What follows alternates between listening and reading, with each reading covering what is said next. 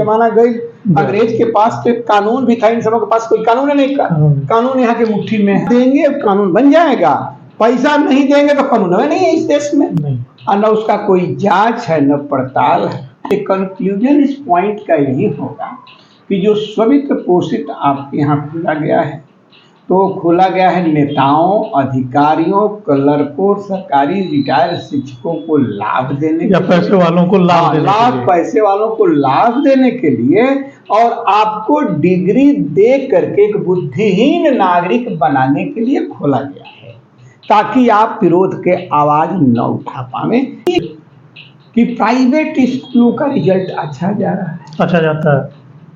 जो भी कहता है वही कहता है, हम क्या कहते हैं, जो बैठे हैं प्रशासन में वही कहते हैं कि वो टीचर अयोग्य हैं, इसलिए उनको सैलरी नहीं मिलेगी, सर्विस रेगुलराइज नहीं होगी। इधर जो अपने बेटे को वहीं पढ़ने को भेजता है, तो सरकारी स्थिति का स्तर गिरा दो कि आदमी प्राइवेट में जाओ, और कुछ देर में इस प्राइवेट को सरकारी को बंद करके प्राइवेटाइजेशन फुल कर दो। तो ये है प्राइवेटाइजेशन को लागू करने का एक नया तरीका भी है। शैक्षणिक शुल्क के 80% वेतन में खर्च होगा। शैक्षणिक शुल्क का 80%। आई बताया नहीं कि शैक्षणिक शुल्क कितना है, आज तक किसी को नहीं बताया, और टीचर का वेतन कितना निर्धारित होगा ये नहीं बताया। जैसे एक स्कूल जो है 3000, 4000, 5000 रुपए तक महीने की फीस लेता है, तो उसमें शैक्षणिक शुल्क क्या है इसका किसी को पता नहीं है। बता दे कोई मैनेजर ना, किसी को पता नहीं है। सरकारी का एक 13 रुपया है, सरकारी का 13 रुपया। किसका, डिग्री कॉलेज का कि इंटर का? डिग्री कॉलेज के बता 13 रुपया शायद महीना लगता है जी। तो शैक्षणिक शुल्क तो जो सरकारी है, प्राइवेट वालों को कुछ पता नहीं है, कोई मानक नहीं। अब जो मैनेजर कहता है कि आपका शैक्षणिक शुल्क 200 रुपया आया, तो हम क्या करें, क्योंकि सरकार ने तय नहीं किया, न वेतन किया, अर्थात दिन पर दिन शिक्षकों को कमजोर किया, मैनेजमेंट को मजबूत करते गए। इंटर में कुछ है ही नहीं, मतलब जो मन करे वो 2000 के टीचर रख करके अठन्नी दे दो, चाहे मत दो, पढ़वा करके मार करके खेल दो, तुम फ्री हो, तुम फ्री। इंटर में तो इतना है, तुम्हारे पर केस भी नहीं होगा, क्योंकि कई जगह टीचर पिटाए भी। का जो दूसरा नियम है कि कमजोर को मजबूत करो, और जो ज्यादा मजबूत है उसको बराबरी में ले आओ। बात में कुछ बात हो तो बात होनी चाहिए, जीत होनी चाहिए या मात होनी चाहिए, पीठ पीछे कहना तो बहुत आसान है, सामने लड़ सको यह औकात होनी चाहिए। आज हम बात करने वाले हैं स्ववित्त पोषित स्कूल और कॉलेजों की, जिनकी बिल्डिंगों और इंफ्रास्ट्रक्चरों की स्थिति तो प्रतिदिन अच्छी से अच्छी होती जा रही है, परंतु उनके शिक्षकों की सैलरी, वेतन इतने भी नहीं है कि वे अपनी जरूरतों को पूरा कर सकें। आज हम इसी पर बात करेंगे। आज हमारे साथ चर्चा में हैं प्रोफेसर राम नारायण तिवारी जी। आप पीजी कॉलेज के अंग्रेजी के प्रोफेसर हैं। आप देख रहे हैं मूल बिंदु, मैं हूं अनुपम आनंद। अगर आपको यह कार्यक्रम अच्छा लगता है तो आप इस चैनल को सब्सक्राइब कर लें, जो बिल्कुल निःशुल्क है। इस चैनल पर हर बुधवार शाम को 7 बजे किसी न किसी विशिष्ट व्यक्ति से विशेष विषय पर वार्ता होती है। तो हम आपका इस कार्यक्रम में हार्दिक स्वागत और अभिनंदन करते हैं। सर, जैसा कि टॉपिक मैंने आपको बताया कि हम इस संदर्भ में आज बात करना चाहेंगे, तो पहला प्रश्न यह है कि देश में स्ववित्त पोषित स्कूल कॉलेज खुल रहे हैं, क्या इससे सबको शिक्षा, सबका विकास का में सरकार सफल रहेगी, या सरकारें अपनी जिम्मेदारियों का पल्ला झाड़ने का एक माध्यम तैयार कर रही हैं? देखिए, सबका शिक्षा सबका विकास तो ये नारा है जी, और पॉलिटिकल पार्टी नारा ले आती है तो उनके एक स्वार्थ होते हैं। जी। तो ये तो नारा है, नारा कहाँ तक उतरेगा ये तो भगवान जानते हैं। लेकिन जो सेल्फ फाइनेंस के में कॉलेज फेंके जाते हैं, जी। इसमें सरकार का एक बहुत बड़ा स्वार्थ है जी। कि जिम्मेवारी न लेना पड़े और काम चलता रहे। रियली सेल्फ फाइनेंस आपको एजुकेशन देने के लिए नहीं है, क्योंकि भारत में इंटरेस्ट एजुकेशन तो कभी रहा ही नहीं है। आज तक कोई बता दे कि इतने दिन से हमारी आज़ादी मिली है, कितने शिक्षा पर बहस हुए हैं पार्लियामेंट में, तो शायद एक को नहीं हुए होंगे। तो न इनकी शिक्षा से तो इनको कोई लेन देन नहीं है। फिर भी सत्ता मजबूत भी होती है अशिक्षितों के बीच में, शिक्षित के बीच में नहीं। तो ये तो मनोविज्ञान भी कहता है कि भाई अपने दुश्मन को क्यों विकसित होने दे। जी। तो भारत की जनता जो है, कभी मैंने शिक्षा पर डिमांड करते नहीं देखा। अगर नेता मिलता है तो भारत की जनता चापाकल मांगती है, रोड मांगती है, बिजली मांगती है, ज़्यादा से ज़्यादा लड़के की नौकरी मांगती है। एजुकेशन में जनता को भी मांगते नहीं देखा, विद्यालय नहीं मांगती, कभी नहीं। उसको विद्यालय मांगे तो गाँव ही में बैठते, गाली मास्टर को देते हो, और ये नहीं देखते कि आखिर मास्टर क्यों ऐसा आ गया। ये तो तुम जानते नहीं हो बिल्डिंग क्यों नहीं शिक्षा की बन रही है। जो शिक्षा के लिए इंफ्रास्ट्रक्चर चाहिए किसी विद्यालय में नहीं है। यहाँ तक कि बीएचयू, अभी बीएचयू बहुत दिन के बाद ग्रेडिंग में नंबर 1 पर आया है, नहीं तो वो 3rd क्लास जाता था। 1-2 यूनिवर्सिटी को छोड़ करके साले तो 3rd क्लास यहाँ जाती थी। तो यहाँ मानक कहाँ पूरा होता था। और मानक नापा जाएगा तो हमको लगता है कि कुल यूनिवर्सिटी तोड़ना पड़ेगा। यहाँ कहीं मान के कुछ नहीं है जो मानक की बात की जाती है। तो जो यहाँ खोला गया था, इस सब शिक्षा सबके विकास के लिए नहीं खोला गया था, लेकिन नारा तो यही है कि सबको शिक्षा, सबको अशिक्षित बनाने के लिए किया गया था कि डिग्री प्रधान, डिग्री के साथ अशिक्षित बना दो, अच्छा, डिग्री के साथ अशिक्षित बना दो ताकि वो अपना राइट को मांग न सके। बड़े यूनिवर्सिटी में पढ़ेगा तो हो सकता है कि आँख खुल जाए तो अपने राइट को मांगने लगे। सेल्फ फाइनेंस में भेज दो, ना वहाँ मास्टर है, न क्लासेज चलते हैं, न पढ़ाई है।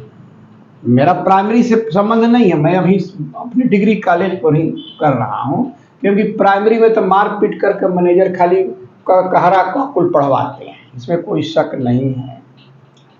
तो सरकार का एक षड्यंत्र है कि इनको ऐसा जो डिग्री भी दे दो कि मैंने तुमको शिक्षा दे दिया, लेकिन इनको बुद्धि मत खुलने दो।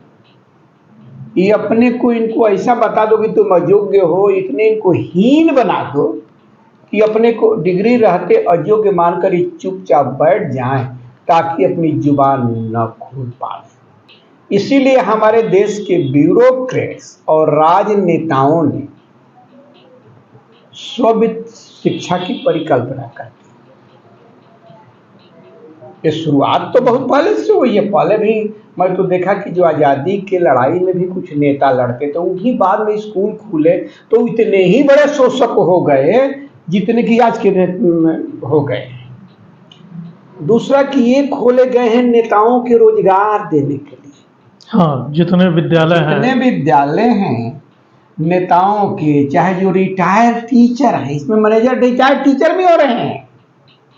जो गवर्नमेंट कॉलेज में पढ़ाते हैं, चाहे डिग्री कॉलेज में देखिएगा तो अधिकतर मैनेजर वो बनकर बैठे हुए हैं।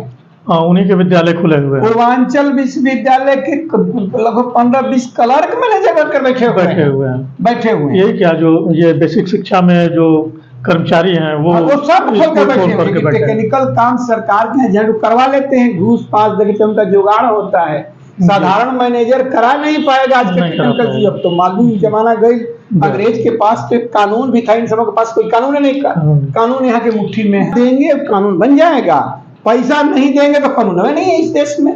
और न उसका कोई जांच है न पड़ताल है। कंक्लूजन इस पॉइंट का यही होगा कि जो स्व-वित्त पोषित आपके यहाँ खोला गया है, तो खोला गया है नेताओं, अधिकारियों, क्लर्कों, सरकारी रिटायर्ड शिक्षकों को लाभ देने या पैसे वालों को लाभ देने के लिए। पैसे वालों को लाभ देने के लिए और आपको डिग्री दे करके एक बुद्धिहीन नागरिक बनाने के लिए खोला गया है, ताकि आप विरोध के आवाज न उठा पावे।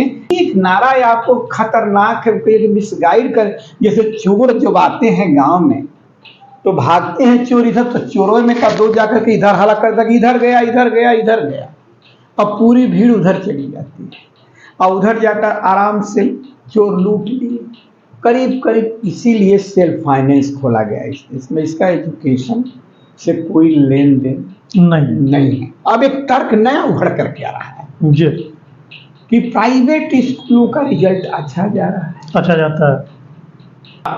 जो अगर इसका दशा सुधारते ही, तो मैं देखा हूं कि अयोग्य शिक्षकों के पास ही सरकारी, जो जिसके पास कुछ पूंजी है, अपने लड़के को भेजता है वहां पढ़ने के लिए, प्राइवेट स्कूलों में पढ़ने लग भेजता है। तमाशा देखिए, इधर कहता है कि योग्य सरकारी टीचर है, इधर कहता है कि योग्य सरकारी टीचर है, सिलेक्शन ये बनाता है, अपने लड़कों को भेजता है योग्य शिक्षकों की यहाँ, अयोग्य शिक्षकों की यहाँ, और जिसको अयोग्य कहता है वही कहता है। हम क्या कहते हैं, जो बैठे हैं प्रशासन में वही कहते हैं कि वो टीचर अयोग्य हैं, इसलिए उनको सैलरी नहीं मिलेगी, सर्विस रेगुलराइज नहीं होगी। इधर जो अपने बेटे को वहीं पढ़ने को भेजता है, उसमें होता क्या है आपको बताऊं कि यहाँ जो सरकारी तंत्र में क्या करते हैं कि टीचरों के जी में इतना काम है कि पढ़ाई होती ही नहीं। उधर जो है टीटी फुट के पढ़ाई, तो जो लड़का यहाँ कुछ पढ़बे नहीं, कि अब हमारे ही कॉलेज इतना बड़ा कॉलेज है, 3 बरस से परीक्षाएं तो हो रही है, 3 बरस से परीक्षाएं हो रही है। जैसे हमारे यहाँ और सेल्फ फाइनेंस वहाँ परीक्षाएं के सेंटर नहीं है, लेकिन हमारे यहाँ लॉ का सेंटर है, बीएड का सेंटर है, क्लासेस चले नहीं, तो पढ़ेंगे तो हमारे लड़के कम। टीचर गया नहीं क्योंकि परीक्षा की ड्यूटी करे कि इनकी पढ़ाई करे, फिर पीसीएस की परीक्षा है, बीएड की परीक्षा है, बीटीसी, कुल हमारे यहाँ सेंटर रहेगा, लेखपाली की परीक्षा, कुल सेंटर यही रहेगा, सरकार भी उसको इस्तेमाल करती है। तो यहाँ कभी क्लासेस चलते नहीं, तो प्राइवेट में तो कुंजी उंजी से लिखा भी देते हैं सब, यहाँ तो वो नहीं लड़के कर पाते। तो सरकारी स्थिति का स्तर गिरा दो कि आदमी प्राइवेट में जाओ, और कुछ दिन में इस प्राइवेट को सरकारी को बंद करके प्राइवेटाइजेशन फुल कर दो। तो ये है प्राइवेटाइजेशन को लागू करने का एक नया तरीका इसलिए सेल्फ फाइनेंस जो है बड़ा नेगेटिव स्थिति में चल रहा है और नेगेटिव अप्रोच है सरकार। नहीं ठीक है, मान लीजिए सरकार ने वित्त पोषित शिक्षा पर जोर दिया हुआ है, स्व-वित्त पोषित पर, और जाहिर है उसके लिए कुछ नियम और कानून भी बनाए होंगे, वे क्या हैं? देखिए, नियम कानून तो इतने बने हैं जी, कुछ पे विचार मतलब जैसे मान लीजिए कि जो भी कानून बनते हैं वो सेल्फ फाइनेंस में ही लागू होते हैं। जैसे क्वालिफिकेशन, अब तक जब तक हम लोग नियुक्त हुए हैं, लगभग हमारे में 13-14 बार कानून बदले होंगे शिक्षक क्वालिफिकेशन का जी। तो जो परमानेंट एग्जाम में हुआ तो उनको तो लागू नहीं होता, लेकिन सेल्फ फाइनेंस वाले कि रिन्यूअल 5-5 वर्ष पर होता था जी। तो अगर चेंज हो गया तो दूसरा रिन्यूअल उसके दूसरे कानून के अनुसार होगा, तीसरा कानून तीसरे अनुसार से होगा जी। तो ये बार बार कानून बदलता है। कोई आदमी संसार का जरा इतना अवैज्ञानिक है कि क्या एक जो डीएम है क्या पुनः आईएएस में बैठ सकता है? क्या ये इलेक्शन नहीं लड़ना है, वहां पढ़ना है, तो क्या मेमोरी सारे चीज उसी ताजगी के साथ रहेगी? नहीं रहेगी। तो सेल्फ फाइनेंस के आज जो टीचर 50 के ऊपर जा रहे हैं, अगर क्वालिफिकेशन चेंज हो तो उन पर तो लागू हो जाएगा, लेकिन जो रेगुलर जॉब में है उसके लिए तो एक उसी कानून के बाद उसको पुनः ही नहीं लागू हुआ। लेकिन इसकी तो सर्विस रिन्यूअल होती है बार बार जी। तो इस पर कई अब तक कानून बनाए गए जितना कानून सेल्फ फाइनेंस और टीचरों पर बना, संसार में आज तक कहीं कुछ नहीं बना, सुधरा कुछ नहीं, रोज बिगड़ा। आईएएस के वही कानून जो अंग्रेजों ने बना गए, क्लर्क की वही कानून जो अंग्रेजों ने बना गए, मंत्रियों के वही कानून जो लॉर्ड माउंटबेटन के 10वें संविधान बन गया। लेकिन शिक्षकों पर 72 बार कानून चेंज हुए और सुधार कुछ नहीं सुधार हुआ। वो अब क्योंकि दिमाग से भी मैकेनिक है, दिवालिया हो गया है, किसी के पास कोई एजुकेशन पॉलिसी नहीं। आज तक एजुकेशन पर कोई बात भी नहीं हुई, क्योंकि जब शिक्षा पर बात करने के लिए मीटिंग होती है तो होती क्या है, परीक्षा समय से हो जाए, रिजल्ट समय से हो जाए, एडमिशन समय, इसमें शिक्षा कहाँ है? खाली परीक्षा समय से हो जाए, रिजल्ट समय से हो जाए, इतने दिन टीचर आ जाए, अंगूठा पर निशान लगा, उनका थंब लगाया जाए या उनको रजिस्टर मेंटेन करा जाए, इससे ज्यादा शिक्षा बहस नहीं होती। क्योंकि किसी के पास ये पता नहीं कि एजुकेशन होता क्या है। तो जो आदमी जितना ही कम जानता है उस फील्ड में उतना ही हाथ पैर मारता है, तो कानून बनता है इसमें ज्यादा, खाली एजुकेशन बदलता है कानून। अब बदलता कितना है, कभी पीएचडी कंपलसरी, कभी नेट कंपलसरी, तब पीएचडी खत्म, इससे ज्यादा चेंज भी नहीं होता है, उसे कोई लेन देन नहीं है इन सब एजुकेशन से। तो कानून इस पर बहुत बने हैं। अच्छा, लेकिन कानून का जांच नहीं होता है, जो क्लर्क बना देता है। नतीजा हुआ कि एक टीचर का 10 जगह अप्रूवल हो गया, 10 जगह पढ़ाने का, 10 जगह पढ़ाना करा दिया। क्या कितने टीचर को पता नहीं है, क्योंकि ये प्राइवेट स्कूल में कितने टीचर हैं कि मैनेजर कहा कि आपको 20,000 साल में दे देंगे, सर्टिफिकेट दे दीजिए, अप्रूवल हो गया, उसको कॉलेज के विषय का बनाता चल रहा है, मैनेजर उस टीचर का दस्तखत कर रहा है, एक्सपर्ट मैनेजर हो गया है। अच्छा, और टीचर को साल में 20-25 हजार रुपये देता है। कितने टीचर है कि सर्टिफिकेट उसके सारे जाली हैं, यानी 2,000 रुपये महीना। हाँ, उतना ही देता है वो। टीचर आता नहीं है महीना के, अच्छा, आता नहीं है, मतलब वो घर बैठे 25,000 उसके खाते साल में पहुंच जाता है। एक प्रकार के एक कानून बना टीचर का, समझिए कि मैनेजमेंट बना है। दूसरा में एक प्रकार का टीचर है कि उसकी सारी डिग्री गलत है, कहीं से जाली तो शायद बहुत जांच हो रही है, कुछ नहीं। हमारे साथ कई टीचर काफी जांचते थे, वो भी अभी हमारे यहाँ एमए करते थे, अभी कितने पीएचडी कर रहे हैं। किसकी काफी जांचते थे वो? MA BA. अच्छा, एमए बीए कर रहे हैं, एमए बीए की काफी जांचते थे, क्योंकि जाली सर्टिफिकेट नेट का था, जाली नेट का सर्टिफिकेट था, और कहीं अप्रूवल करवा लिए। हम लोग जाएंगे तो 20 प्रकार के कानून देखेंगे यूनिवर्सिटियां वाले, और उन सबों का रेगुलर हो जाता, वहीं कॉपी जांचते हैं। मैं तो 3-4 साल से कॉपी जांचना छोड़ दिया, क्योंकि कुछ जलिए हमसे पहले पहुंचे रहते हैं। हम जाएंगे तो एक कागज आपका कम है, वो कागज कम है, एक कागज कम है, तो किधर कौन तमाशा करने जाए। या हम जेबे नहीं करेंगे, जब तक तुम हमको लेटर नहीं दोगे तब तक मैं जेबे नहीं करूंगा। अच्छा, उनको कोई लेटर की आवश्यकता नहीं है, वो सब पहले से जुम जाते हैं। वो तो अपने कमाई के लिए जाते हैं, कमाई के लिए नहीं जाते। वहां क्लर्क जो है अध्यापक कापी जचवाते हैं। अच्छा, कि तुम हमारी कापी, तुमको मैं खूब कापी दूंगा, जांचना, कुछ पैसा हमको दे देना। यही यूनिवर्सिटी में होती है, सेल्फ फाइनेंस के टीचर से करवाया जाता है। एक तो एक प्रकार के टीचर, एक तो कुछ टीचर है कि कागज पर हैं, टीचर कहां है पता नहीं। और कुछ ऐसे टीचर हैं जिनके पास हाई स्कूल फेल हैं, इंटर हैं, पढ़ा रहे हैं क्लास को, क्योंकि वो ऐसे लड़के हैं कि कुंजी से दिखा रहा है। लड़के क्वेश्चन पूछते नहीं कि तुम गलत पढ़ा रहे हो, सही पढ़ा रहे हो। जनरली ये साइको भी है कि जो लड़की किताब में लिखा जाए तो मानते कि यही सही है। ये भी तो जानते नहीं, तो बेचारे किताब भी नहीं देखे हैं। खास करके हमारे विषय के गाजीपुर में लड़के किताब नहीं देखे, कुंजी से काम चलता है। की से किसे वहीं आधे हिंदी में लिखा है, अंग्रेजी में, तो किताब मूल देखे नहीं हो बेचारे, पूंजी से काम चलता है।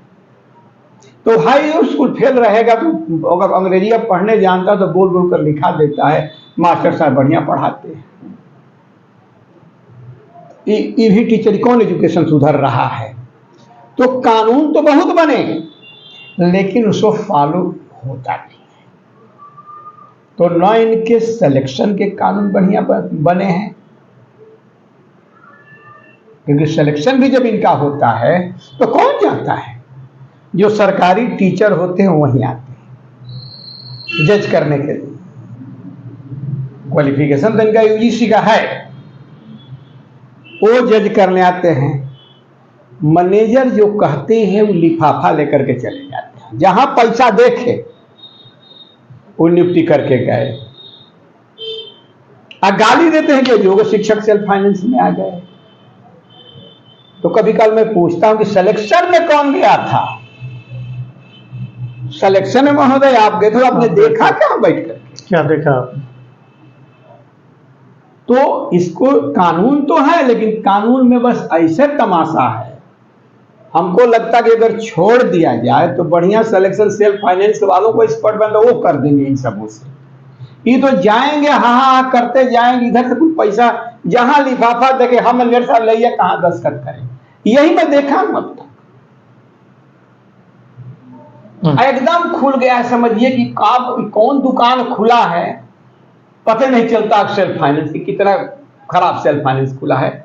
यद्यप चूंकि मैं प्राइमरी और उसका सीबीएसई का तो और तमाशा वाला मैं देखता हूँ, क्योंकि वहाँ भी तो मैं पढ़ाते हैं हमारे भाई कई विद्यार्थी सीबीएसई में, तो देखता हूँ। मैं खाली अपने को सेंट्रलाइज डिग्री कॉलेज यूनिवर्सिटी। अच्छा, जैसे स्कूलों के साथ कुछ ऐसे भी नियम हैं क्या कि वो कितनी फीस ले सकते हैं और फीस के अनुपात में कितना उनको सैलरी देनी होती है टीचरों को? अभी देखे कुछ नहीं आया है।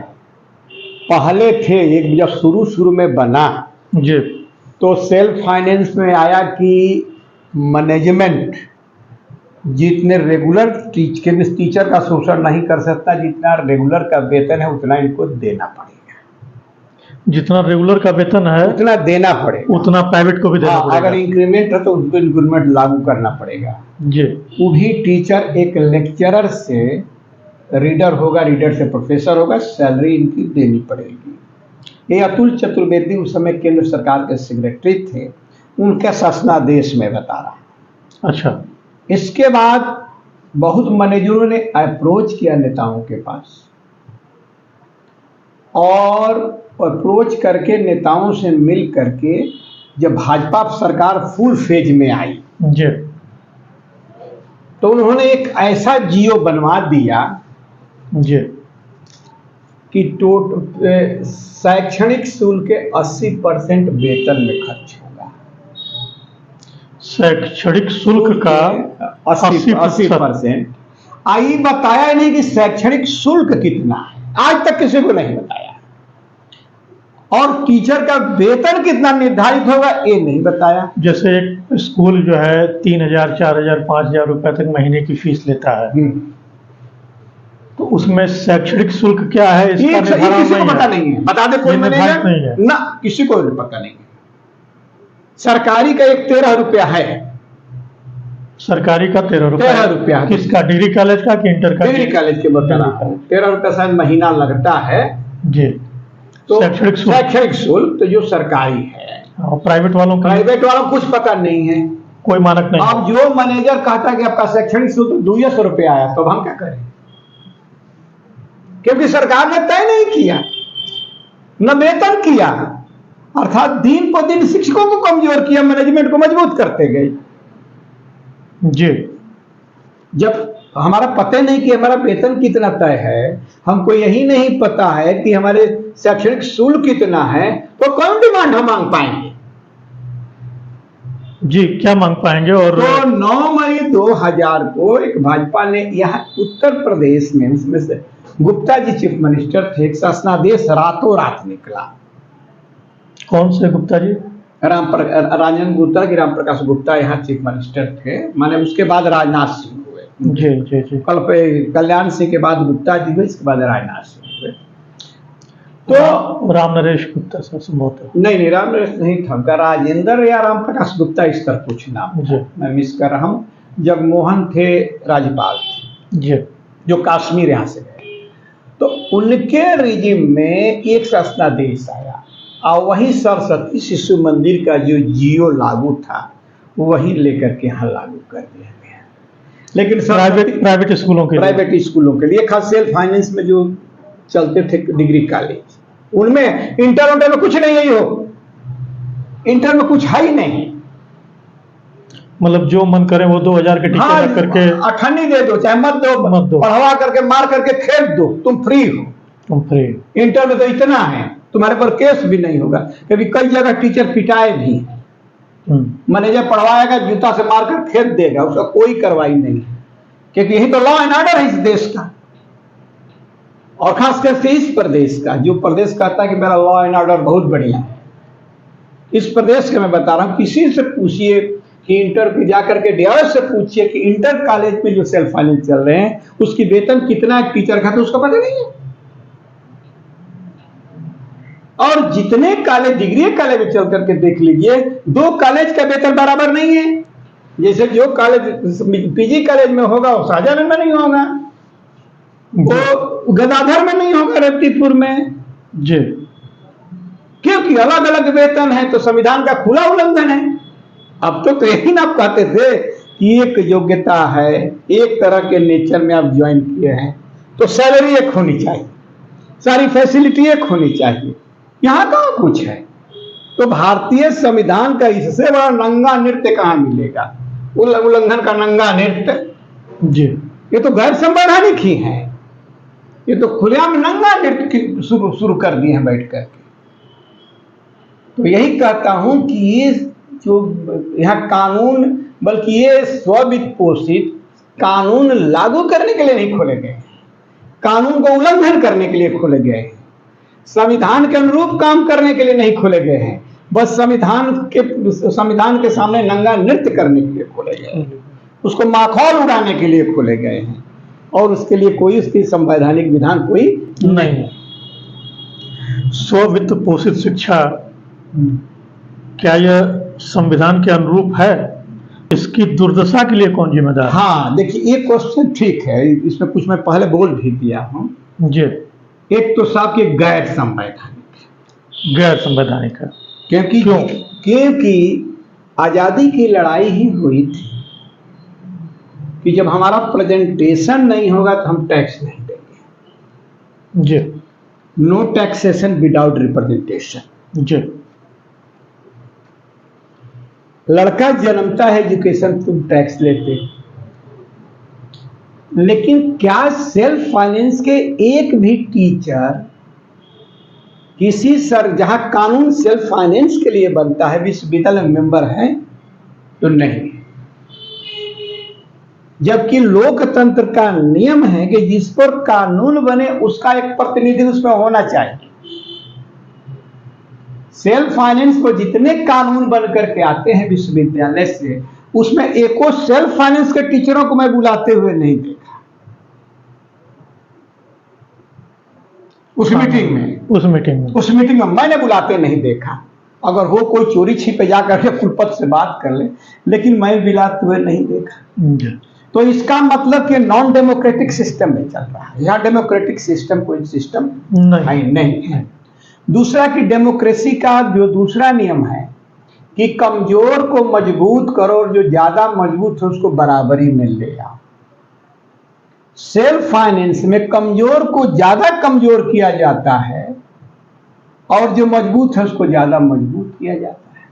ये दासतंत्र और राजतंत्र में तो ठीक लगता है, लेकिन लोकतंत्र में तो लगता नहीं। और आपका संविधान जो है लोकतांत्रिक है। खाली भीमराव अम्बेडकर जो बाबा बनाए थे वो खाली जातीय इक्वलिटी नहीं, इसके लिए नहीं बनाए, कानून करने के लिए रास्ता उन्होंने खोल दिया संविधान में। तो इसमें उसको कभी नहीं बुलाया जाता, उसको इतना कमजोर किया जाता है कि अभी तो लेबर लॉ भी मोदी जी ने संशोधन किया कि फैक्ट्री मालिक जब चाहे निकाल करके फेंक देगा, जब चाहे वेतन कम कर देगा, जब चाहेगा कुछ कर देगा। ये नियम सेल्फ फाइनेंस से पहले से लागू है। अच्छा, यही नियम सेल्फ लागू सब जगह से लागू है। एक अभी तक हमारे समय से जिला में एकमात्र कॉलेज पीजी कॉलेज होगा जहां टीचरों को जो वेतन सेल्फ फाइनेंस फिक्स था उससे कम नहीं हुआ, उतना मिलते रहा कोरोना में। नहीं तो ही सहजानंद में जाइए, सबका कम होकर के आधा हो गए। कितने जगह वेतन नहीं मिला। हाँ, बड़े प्राइवेट स्कूलों में वेतन नहीं मिला सरकार, अब फीस लिया गया।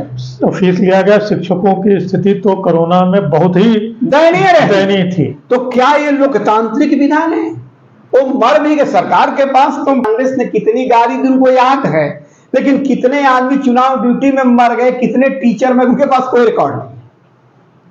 तो इस सरकार जनता के प्रति कितनी जवाबदेह है, ये नहीं समझ में आता। तो सांच पूछिए तो ये संवैधानिक नहीं है, दास तंत्र के कानून बनाए जा रहे हैं, लोकतंत्र के नियम के कानून नहीं बनाए जा रहे और न संवैधानिक है। दूसरा नियम है कि इसके लिए जिम्मेवार कौन है? जी, तो पहला जिम्मेवार सरकार है, पहली जिम्मेवार सरकार है। दूसरा शासन है। तीसरा विश्वविद्यालय है। चौथा एडेड कॉलेज वाले टीचर हैं, क्योंकि सिलेक्शन में जाते हैं, मान्यता दिलवाने ये जाते हैं। आइए लिखते हैं कि यहाँ सब कुछ ठीक पाया, टीचर को ठीक पाया, वेतन विधान ठीक पाया, सारा चीज मैं ठीक पाया, इसलिए मैं संस्तुति करता हूं कि इस कॉलेज को मान्यता दे। ये है।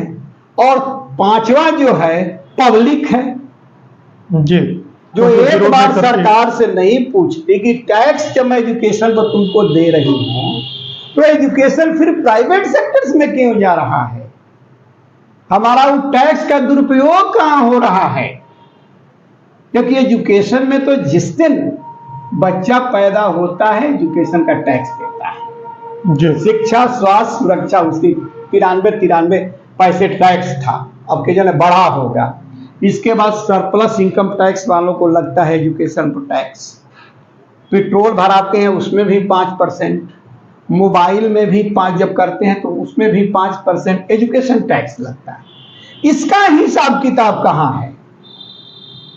इतना टैक्स पाने के बावजूद भी एजुकेशन को पैसा खर्च करने से सरकार पल्ला झाड़ ले रही है।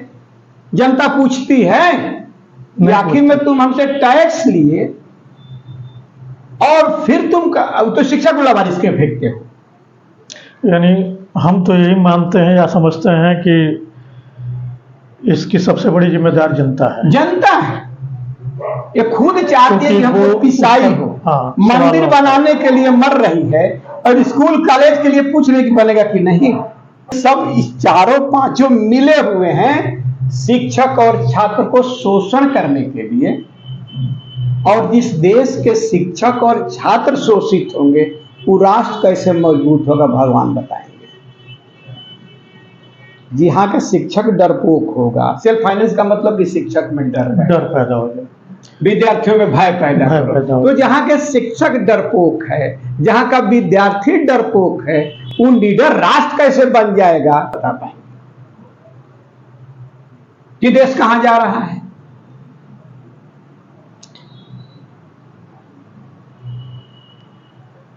अगला क्वेश्चन मेरा यही था आपसे, मुझे उसमें और क्या ऐसी शिक्षा व्यवस्था हमारे राष्ट्र को मजबूत बना पाएगी? नहीं, राष्ट्र को मजबूत तो नहीं बना, लेकिन दास तंत्र को मजबूत बनाएगी।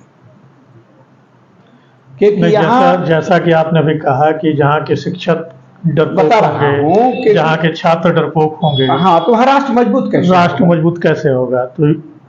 तो ये तो उसी का मैं जवाब दे रहा हूं कि जब ये दोनों डरपोक होंगे और प्लस यहाँ दास तंत्र मजबूत हो रहा है, राष्ट्रीयता कहां?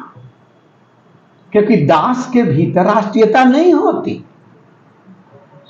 संसार में सबसे कठिन काम होता है वो दासता होता है। और तुमने दासता के लिए कानून बनाकर लोकतंत्र का ढिढोरा पीट रहे हो कि संसार का सबसे बड़ा लोकतंत्र है, अगर इसके विरोध में बोलता है कि भारत का इज्जत खराब हो रहा है, ये कानून से इज्जत खराब नहीं हो रहा है कि तुम अपने शिक्षक के 2 दिन की रोटी देने में असमर्थ हो, हमारे विद्यार्थियों को शिक्षा देने में असमर्थ हो, इससे तुम्हारा अपमान विदेश में नहीं हो रहा है? कर क्या रहे हैं आप बैठ करके? इसके लिए राष्ट्र अपमानित नहीं हो रहा है क्या? आज तक न मीडिया वाले जाकर इन शिक्षकों से इंटरव्यू लिए, न विद्यार्थी से, जो लोकतंत्र के चारों स्तंभ है, हजारों कोर्ट में मुकदमे हैं, अंत में जज कहता है कि पॉलिसी मैटर है, मैं कुछ नहीं कर पाऊंगा। तो इनके लिए तो कानून का दरवाजा भी बंद है। अर्थात यही पक्का दासतंत्र है कि वो कानून के भी दरवाजा नहीं खटखटा पाएगा। जिसके लिए हमारे लिए 24 घंटे, पूरे शिक्षकों के लिए तो 24 घंटा इमरजेंसी स्टेज में है कि जिनके लिए कानून के दरवाजे बंद हैं, क्योंकि कोर्ट का यही अंत में कहता है कि पॉलिसी मैटर है, सेक्रेटरी यही जवाब देता है कि पॉलिसी मैटर है। अर्थात सरकार जब दास प्रथा की पॉलिसी मैटर ही बना दिया तो वहां लोकतंत्र की परिकल्पना और राष्ट्रवाद की परिकल्पना कहां से की जा सकती है? इसके सुधार की शुरुआत कहां से हो सकती है, कैसे हो सकती है? जब तक ये देखिए, पॉलिसी मैटर में जनता आंदोलन करे, क्योंकि उसके जनता जब ऐसे सरकार को वोट देती है तो देशद्रोह करती है। सांच पूछिए तो ऐसे सरकार के ऐसे पॉलिसी ले आने के लिए अगर जनता वोटिंग करती है तो ये तो देशद्रोह की श्रेणी में आएगा कि जहां एक मास की हत्या की जा रही है, लेकिन वो दिख नहीं रहा, देख करके बांटिया रहा है। कुपोषण के विद्यार्थी, सेल्फ फाइनेंस टीचर के लड़के, टीचर कुपोषण, उनके बच्चे नहीं कुपोषण में आ रहे हैं, एकदम खुद कुपोषण में है। तो तुम अपने शिक्षकों को, उनके बाल बच्चों को कुपोषित करके घूट घूट करके मार रहे हो, एक पूरी जनता को मार रहे हो, इससे बड़ा देशद्रोह क्या होगा इस देश में? अब कौन कहता है कि तुम राष्ट्रवादी हो? तो जो राष्ट्र की फीलिंग नहीं है, अब जो अपनी देश की जनता की हत्या दी, वो कर्मिक हत्या कर रहा है।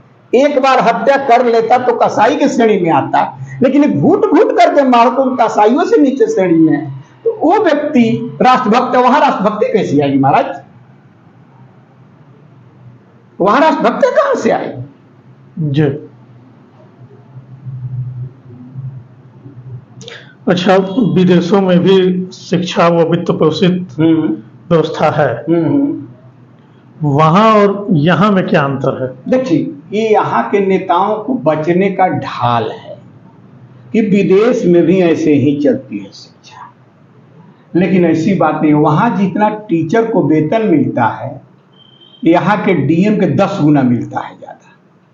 और जितने विदेश में शिक्षकों की इज्जत है, भारत तो इस जन्म में नहीं ले आ सकता है। आपको बता दे रहे हैं, जितने हमारे मित्र विदेश में हो, बताते हैं हमसे आकर के कि तिवारी जी, शिक्षक को तो इतना इज्जत विदेश में है कि यहाँ क्या है। तो ये तो यहाँ के लोग बता देते हैं कि यहाँ की जनता तो विदेश जाती नहीं। ये करते हैं क्या कि शिक्षकों के विरुद्ध में एक षड्यंत्र रचते हैं कि शिक्षकों को इतना बदनाम कर दो कि जनता भी उनको गाली दी, जो मन करे कानून मैं शिक्षकों को लागू कर दूं। एक इनका षड्यंत्र है, किसी व्यक्ति को अब बुद्धिहीन बना, बार बार कहेंगे तुम बुद्धि नहीं है, बुद्धि नहीं, तो अंत में बेचारा बुद्धिहीन हो जाएगा, पागल हो जाएगा। सरकार यही कहती है, हमारे माननीय मुख्यमंत्री भी कहते हैं कि योग्य टीचर नहीं मिले, योग्य कर्मचारी नहीं मिलते हैं। अरे तुमने घर बैठे योग्यता कैसे आकलन कर दिया? जब आरक्षण से योग्यता बना सकते हो, काम न व्यक्ति को हुनर सिखाता है, तो काम देखो कि कर रहा है कि नहीं। अगर 5 बरस नहीं किया तब निकालो, तब तो अच्छा लगता है, लेकिन तुमने तो किया ही नहीं, ऐसी बात कही। तो विदेश में टीचरों को वेतन ज्यादा मिलता है, वो कांटेक्ट पर रहते हैं, नो डाउट, इसमें कोई शक नहीं, लेकिन उनको इतनी इज्जत है कि लाल बत्ती रुक जाती है, हरी बत्ती पास कराई जाती है कि हमारे यहाँ का लैब न सफर कर जाए, हमारे यहाँ का क्लास न सफर कर जाए। वहां इतनी इज्जत है टीचरों की, ये क्या बताएंगे सब? ये तो कोरोना के यहाँ लोग मरते तो पूछा जाता कोरोना में यहाँ आदमी मर है, तो नेतवा कहते हैं कि अमेरिका में से ज्यादा मर गए। अरे मैं पूछ रहा हूँ भारत की बात, तो तुम अमेरिका की बात बता रहे हो। तो ये इनकी एक शैली है कि दिमाग डिविएट करो, मुख्य समस्या तो दिमाग केंद्रित ना होने जो। लेकिन विदेश में शिक्षकों की बहुत कदर है, वेतन भले कांट्रैक्ट पर है, यहाँ भी तुम उस तरह के वेतन दो, कांट्रैक्टे पर रखो, उस तरह से काम लो, जरूर यहाँ का एजुकेशन सुधर जाएगा। हाँ सही बात है भाई, कम से कम उनके परिवार की रोजी रोटी तो ठीक से उनके चले। लड़के को पोषण के सिद्धांत रूप लड़के को पढ़ा नहीं पा रहे हैं और तुम कहते हो कि मैं मजबूत कर रहा हूं। मान लीजिए अगर घर का संपन्न शिक्षक पढ़ा रहा है सेल्फ फाइनेंस में तो ठीक है, मटर गश्ती में पढ़ा रहा है, लेकिन जिसके बेचारे के घर के संसाधन भी नहीं है और सेल्फ फाइनेंस में चला गया, 5,000 वेतन है, वो महीनों दिन का खर्चा नहीं है, तो अपने कैसे लड़के को पढ़ाएगा बताइए? कहां उसके लड़के को अपने फीस दे पाएगा? लड़के को पढ़ाएगा, दवाई बीरो कहां से कराएगा? और 90% ऐसे ही तुमने स्कूल खोला है और उसमें शिक्षक मर रहे हैं, तो विकास देश कहां कर रहा है? केवल बिल्डिंगें अच्छी हो रही हैं। हाँ बिल्डिंग अच्छी, क्योंकि पब्लिक के पैसा लेकर घर के बच्चे बेकार हो रहे हैं, पैसा लेकर के आप क्यों नहीं कुपोषण के शिकार हो रहे हैं। कुपोषण के जैसे बीएड वालों को मुलायम सिंह के समय में लागू हुआ 51,000 रुपया, तो उसमें कहा गया कि फुल वेतन दीजिए। आज तक फीस तो 51,000 लागू करवा दी सरकार, अब वेतन आज तक लागू नहीं कराई बीएड कॉलेज में जी, आज तक लागू नहीं कराई। तो ये कौन से कानून लागू यहाँ पे बता दीजिए भाई? 51,000 का 80% देना चाहिए ना। 80% तो देखो उनको वेतन मिल जा रहा है कि नहीं दे रहा है। लेकिन सरकार उसने क्या की, वो फीस को लेकर के स्कॉलरशिप देने लगी। ये नौटंकी देखिए, तमाशा। हर एक विद्यार्थियों को 10-10 हजार का स्कॉलरशिप, 20-20 हजार, बल्कि उनको 51,000 40-40 हजार स्कॉलरशिप देने लगी। लेकिन टीचरों को वेतन नहीं दिलाई, तो टीचरों के प्रति इनकी नीयत कितनी खराब है। ये तो देखने योग्य है कि उसके लिए वेतन नहीं मिला, स्कॉलरशिप सरकार देने लगी। डिग्री कॉलेज में स्कॉलरशिप 10-10 हजार आता है, लड़के उसके मोबाइल खरीद लेते हैं, दिन भर उसमें पॉप म्यूजिक की काका कुछ देखते हैं, पबजी की काका खेलते हैं, यही तो पढ़ाई होती है यहाँ। तो आवारा गर्दी का समाज पूछिए तो ठीका सरकार ने ली है। एजुकेशन विभाग में आवारा गर्दी खूब फैला दो, 4-5 बरस का बीए कराओ कि कम से कम ही झेले टीचरें इसी समूह को, हम ना झेले। इनके भीतर कर दो कि तुम योग्य है ही नहीं, कि जीवन भर लड़े शिक्षकों से। पॉलिसी का अंदर में चल रहा है, क्योंकि जितने आईएएस है, चाहे जितने मंत्री हैं, इनके लड़के सब विदेश पढ़ते हैं, इनके लड़के विदेश जाते हैं।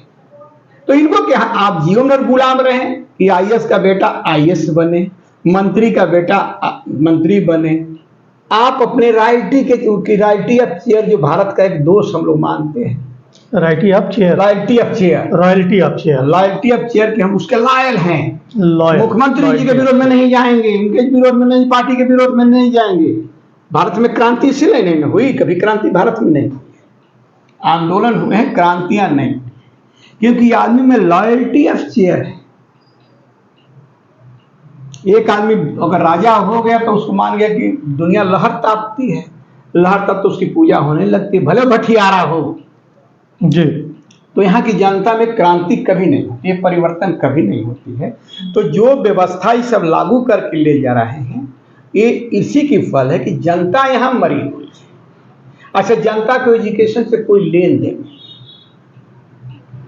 नहीं, तो जितने मंदिर पर खर्च करती जनता, उतने अगर शिक्षा मंदिर बना देते, वो तो देवता का मंदिर है, सरस्वती बसती नहीं। तो शिक्षा मंदिर भी बनेगी तो बन ही नहीं रहे हैं प्राइवेट स्कूल, और वहां भी तो हम ही आप बैठ रहे हैं। वो तो मंदिर नहीं जनता बनवाती, जनता टैक्स देती है ना।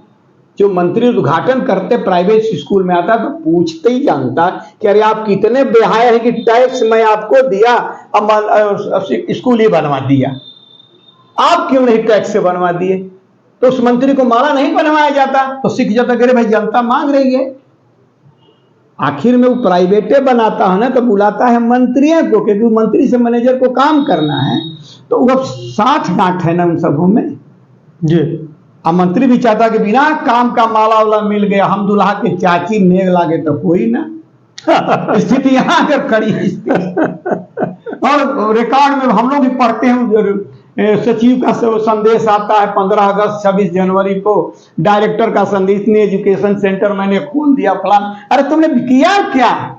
तुम कहां खोले?